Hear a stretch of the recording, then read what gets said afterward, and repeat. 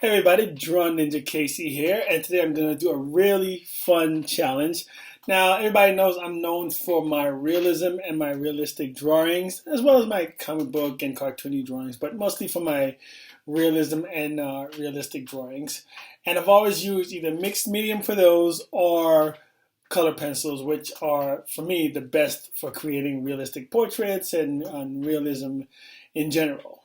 But today, I'm going to challenge myself to create a realistic portrait only using markers. Never done this before. It's going to be very exciting, and I'm going to see if I can actually do a realistic looking portrait using just markers. And by markers, this is what I mean. Okay, so I'm going to show you what I'm using here for this little challenge. All right, so markers includes anything that has ink in regards to pens or just general markers or these little pen markers. So, and just for a little side note, if you want to kind of compartmentalize all your art supplies, these Ziploc bags are like a really cool idea. To just like all my pens are in one Ziploc bag, and I have a lot of my color pencils are in one, and my gel pens are in one, and they're actually just easy to put them in one bag and then store them away so that you can always find them together. So that's just a little side note. Don't worry, I'm not being paid by Ziploc. But these are basically just all my black ink pens. They're like pigment pens, but they're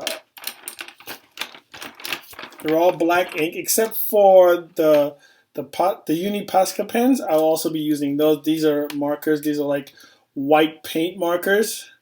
I'll be using those, and the gel pens as well, and also the black ink pens, which has like different size nibs, and even there's one with a brush nib that I'll be using. So all these qualifies as markers. Next set, again, a lot of people sleep on these. These are the Sharpie markers that I use quite a bit for my comic book type drawings. And Sharpie sells a bundle of these things. I'm not sure, I think it's like $12, I'm not sure. But they have like vibrant, really cool colors. And I use them a lot for my work, for my artwork. And they're great for like blending and so on and so forth. So I think that you guys should not sleep on the Sharpie markers, although they're not in the art genre kind of in terms of art supplies or markers. They are a pretty good set of markers. They last very long. They're not refillable, but they are quality, and the colors are very vibrant. And this is the piece de resistance of what I'm going to be using. These are the Blick Studio markers. These are just like one of my best investments. And I'm going to tell you why. Again, I'm not being paid by Blick or anything. This is just supplies that I'm using for this challenge, and I want you guys to get in on this because these markers are unbelievable. Unbelievable. I paid $200, solid $200 for 96 markers. $200 for 96 markers. And here's the kicker. They work just as well as Copic markers. They have two nibs. They come with the fine nib right here and the broad nib. There are also ones that come with the brush nibs, but for my use, I bought the ones with the fine nib because I do more finer details. And if I wanted something wider like a brush, I could always use like the broader nib. But not only do they work as well as Copic markers, in my opinion, they also are refillable. So for Copic markers, you can pay like $400 and get like 72 markers. And for Blick markers, where you can get from digblick.com, you pay $200, and that would include free shipping. Actually, they ship it for free. And you get 96 markers. So it is a complete better deal than I would say with Copic markers. And I know a lot of people use Copic markers because everybody else uses Copic markers, but Copic is not the end all be all. There are other great quality stuff out there, so shop around. I did, and I found this, and they're refillable just like Copics, so you save money in there as well. So just to let you know. And again with the Ziploc bags and the Sharpies, I bought the Sharpie fine point markers, and these are just like the best. So now that I have the Copic markers, and these are this is giving me a little trouble opening the Copic markers. Not the Copic side. Right? Now I have the regular Blick markers with the fine nibs. These are like ultra fine nibs, right? So let me see if I can just focus there a little bit. Maybe I can focus in this camera right here. But these have ultra fine nibs, so they're like 5 times thinner than the fine nib on the Blick markers. So if I want to get the finer details or fine corners or whatever of a drawing, I can just go in with these, because markers can bleed if they're too thick and you put them down too much on top of each other. Too many layers, they can bleed. But with this, you can get into the fine corners that even the fine points can't. The fine points of the regular markers can't get into without them bleeding into bleeding over any solid lines, which is what you don't want. Okay, but yeah, these are great because the nibs are like so like ultra fine. So can you guys see that? Okay. All right. So those will be the markers that I'll be using. Now I'm not going to tell you who the portrait is going to be of, but I'm going to let you guess as the portrait goes along. And if you can, leave a comment below at which point you guessed who the portrait was of during the video. So if you can just leave the timestamp as to like, oh, I knew who it was at this time or this time in the video, that would be really cool. I just want to see how many people would recognize the portrait as it goes along. So if you are new to my channel, please, if you can, and if you want to see great artwork, subscribe. Ta-da! Please subscribe, and I promise that I will always do my best to give you guys the best artwork that I can, and the best quality videos that I can on my channel. So if you are new, don't forget to subscribe, share the video, hit the notification bell, let everybody know that you found this really great channel that does really great work, and we can just grow together, I guess, right? But all right, so without further ado, my realistic portrait with marker only challenge. Let's go. So this person that I'm doing a portrait of has rose-colored glasses. I don't know if you already recognize who it might be, but if you do, already put the timestamp in the comments below to let me know that you know already who it is. Okay, so his rose-colored glasses made, of course, that part of his eye pink. So I kind of gathered all the shades of pink where I can create gradients, and just started with the lightest shade of pink and coloring the whole area, and then just went in with the darker shades of pink, and even with the red where it got really darker, because everything wasn't really just pink. There were shades of red as well, and shades of red include brown. So for his eyeballs, I used like the brown marker, and for around his eyes, I used a lot of the pink gradients.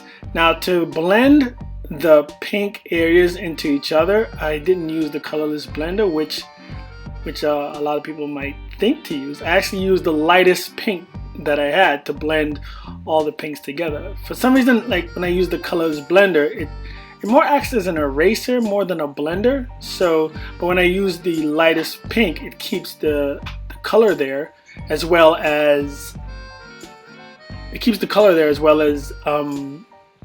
blending it together as opposed to just like erasing the color. Now if I do want to erase an area that I maybe pigmented way too much, then I can use the colorless blender to actually lift up some of that color, so that's really good.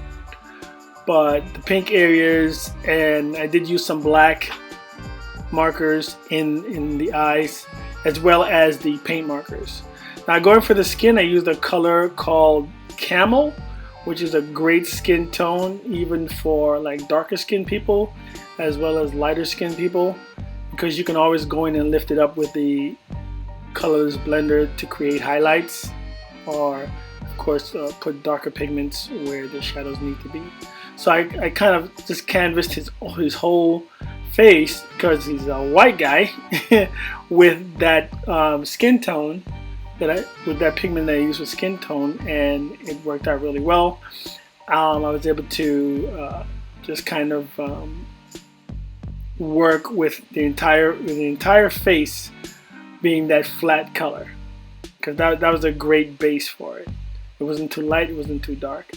Then I went in with darker pigments of pigmented markers to of course create the shadows, create the detail in the face, and always using the original pigment, which I said was Camel, to kind of blend the areas that had hard edges that I needed to blend.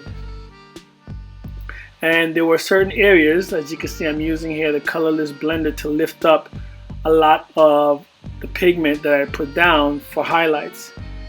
And so that actually worked out really well, so that I can put a little highlighted areas on his face to contrast with the dark areas, and it worked out really well actually. So even if you do put down pigments with markers, it's actually a good idea to use the colorless blender as like a highlighter to lift up pigment in the areas that you need to. And it worked really well. That particular technique worked really well for this picture. I don't know if you've guessed it yet, but if you haven't, keep looking who it is. So I used the pen markers to kind of do the facial hair, little strands of his mustache and his beard, to kind of outline where the details are going to go for his beard and his mustache. And I just went in with it. He has a little gray on his beard and his mustache, but I didn't really put that down yet. I just wanted to get the area solidified to know where I'm going to put in the grays and how I'm going to put in the grays. But I think by now you may already know who it is. But yeah, he does have some gray beard and mustache, and he's looking pretty good here. So now I went in with the hair, and I started with like the lightest pigment in the hair. Well, I wouldn't say the lightest, like the second lightest. He has some like little streaks of blonde. I would say I went in with the brown pigment and just kind of went in with the finer nibs. Switch to, now the bottom right there I'm doing with just a gray marker, like a broader gray marker, not little not the little fine point marker pens. I just kind of canvassed the bottom of the beard a little bit to get a little area that looked a little gray and not black. Went back into his hair, more strands, and even using the regular pen markers to do strands of hair to make it look more authentic, because the markers itself, they're not thin enough to make fine strands of hair, and so I have to go in with the Pigma-like markers that I use called Le Pen, and then I use those to do fine strands of hair on his head. I went in on the suit, went in with a dark gray, and then for like the shadows I used black, and for the t-shirt, which was darker than the jacket, I went in with black. So all the shadows I used black, and for the for like the highlights, I actually went in with the colorless blender to kind of lift up some of the colors I put down to create more highlights.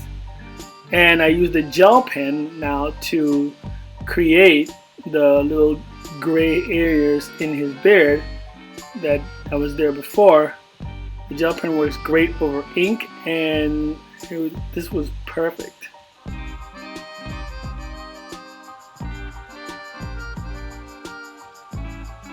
So then I started thinking about the background, and I loved like a blue background. The original source material had like a blue background too, so it looked really well. So I just started with something called a bright blue, and just different versions of blue on the background. And I kind of made up my own little abstract designs on the background because the background was kind of like out of focus and he was into focus, so I could just, you know, pretend and there's other things back there with other colors that I needed to do, and I just went ahead and just let my creativity flow. Now there you have it. That's Robert Downey Jr. So let's do a side-by-side comparison. On the left you have the Posca Pens, and on the right you have Robert Downey Jr. Now, did I make it? I mean, let's just make it a given, okay, that the color pencils look more realistic. That's a given. But this is not what this is about. This is about if the markers also look realistic. It doesn't have to look realistic as the color pencils, because that would be a little unfair. But does the markers look realistic as well? Are realistic enough? What do you guys think? Please leave a message in the comments section below to let me know what do you think. Okay? Thank you so much for watching. And again, if you are new to my channel, please do not forget to subscribe and ring the notification bell so you know when I put up these really cool videos. I thank you so much for watching. I thank you guys for always supporting. And as usual, I'll see you next time. Wah!